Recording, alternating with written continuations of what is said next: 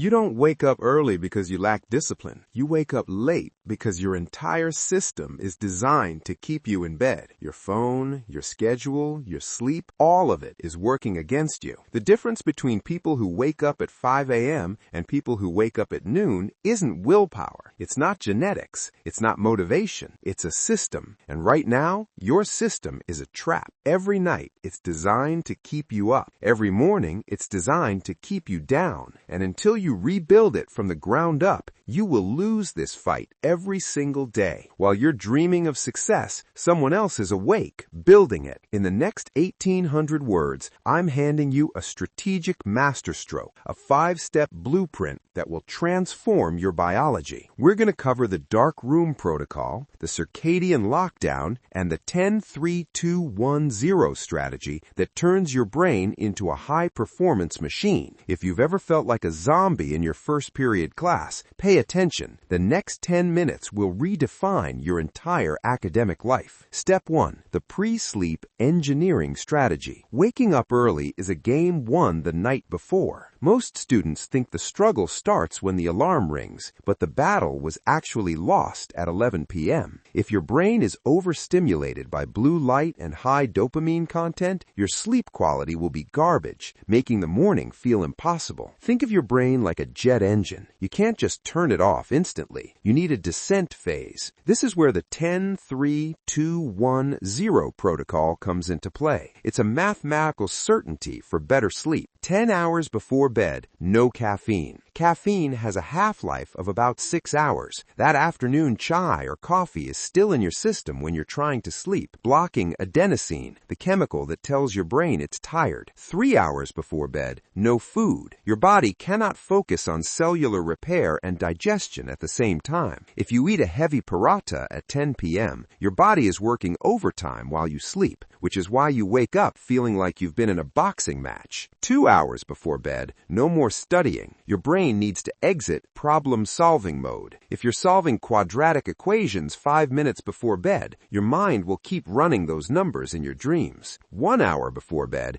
zero blue light. This is the big one. Blue light from your phone mimics sunlight, suppressing melatonin production. You are literally tricking your brain into thinking it's 2 p.m. Instead, pack your bag, lay out your uniform, find your ID card. This eliminates decision fatigue in the morning. When you wake up, you shouldn't have to think. Thinking is the enemy of waking up early because your brain will always think of a reason to stay in bed. Finally, 0 is the number of times you will hit the snooze button. Step 2. The physical breakout and neural activation. When the alarm rings, your brain is in a state of sleep inertia. Your prefrontal cortex, the part of the brain responsible for logical thinking, is still offline. This is why you make the terrible decision to snooze. You aren't you yet. You're just a bundle of impulses. To beat this, you need a strategy that doesn't rely on thinking. The alarm sniper strategy is put your phone in another room or inside a drawer across the hallway. You must force your body to stand up and walk. Movement is the first step to neural activation. Once you're up, the masterstroke is the cold water reset. Splash ice-cold water on your face. This triggers the mammalian dive reflex, which instantly lowers your heart rate but spikes your alertness levels. It's a biological reboot button. Think of your morning like a space shuttle launch. The most energy is spent in the first 30 seconds to break gravity. Once you're standing and your face is wet, the gravity of your bed loses its pull. Most students fail here because they turn off the alarm and then sit on the edge of the bed just for a second. That second is a trap. That second is where dreams go to die. Do not sit. Do not think. Just move. If you can survive the first 5 minutes of being awake, you've won the day. Step 3. The dopamine bridge and reward architecture. If your first thought in the morning is, I have to study 5 chapters of history, your brain will shut down. It's a defense mechanism. To overcome this, you need to use reward architecture. You need to bribe revive your brain. This is what I call the dopamine bridge. Instead of jumping straight into the work you hate, give yourself 15 minutes of something you love. This could be listening to a specific playlist, reading a novel, or even a quick 10-minute workout that makes you feel powerful. You are creating a positive feedback loop. Your brain begins to associate 5 a.m. with pleasure, not just pressure. I once knew a student who only allowed himself to play his favorite mobile game if he woke up on time. That game was the bridge that got him out of bed. Once you've crossed that bridge, the brain is awake, the dopamine is flowing, and the friction of starting your hard work is reduced by 80%. It's like warming up an engine before hitting 100 miles per hour. If you try to go from 0 to 100, from sleep to deep study instantly, you'll stall. Use the bridge. Make the morning something you look forward to, not something you dread. Step 4. The Circadian Lockdown. Consistency as power. This is the most data-backed part of the system. Your body has an internal clock called the circadian rhythm. It regulates everything: your energy, your hunger, and your focus. When you wake up at 5 a.m. on Monday, but 10 a.m. on Sunday, you are giving yourself social jet lag. You're essentially confusing your internal organs. The masterstroke is the lockdown. You must wake up at the exact same time every single day. No weekend catch-up sleep. Sleep doesn't work like a bank. You can't pay off a sleep debt by sleeping late on Sunday. In fact, sleeping late on Sunday makes Monday morning twice as hard because you've shifted your clock. Your body starts its internal warm-up, releasing cortisol and increasing body temperature about 90 minutes before you wake up. If your wake-up time is consistent, your body will eventually start waking you up naturally before the alarm even goes off. Imagine your body like a high-speed train. If the train knows exactly when to start moving, it can build up speed efficiently. If the schedule keeps changing, the train is always lagging. Lock the clock. After 21 days of this, you won't need willpower anymore. It will simply be who you are. You will become the person who wakes up at 5 a.m., just like you're the person who breathes without thinking. Step 5. The never miss twice identity. Perfection is the enemy of progress. You will have nights where you stay up for a project, a wedding, or just because you got distracted. When that happens and you wake up late, the failure cycle begins. You feel like a loser, and so you give up for the rest of the week. This is where you must apply the never miss twice law. 1 miss is an accident. 2 misses is a lifestyle. If you fail today, the only mission for the next 24 hours is to make sure you are standing on those 2 feet the moment the sun hits the floor tomorrow. This builds a resilient identity. You stop being a student who tries to wake up early and start being a student who is an early riser, even if they stumble occasionally. Waking up early isn't about the extra 2 hours. It's about the 24 hours of confidence that follow. When you win the morning, you feel like you've already won the day. You enter school or college with a sense of superiority, not over others, but over your own past self. You've conquered the hardest part of the day, while others are still drooling on their pillows. That psychological edge is what creates toppers, leaders, and high achievers. This 5-step system, the shutdown, the breakout, the bridge, the lockdown, and the identity, is your masterstroke. It's not a hack, it's a total rebuild of your operating system. If you want more high-value strategies to dominate your student life and leave the competition behind, subscribe and join the community. We don't just talk about change, we build the systems that make it inevitable.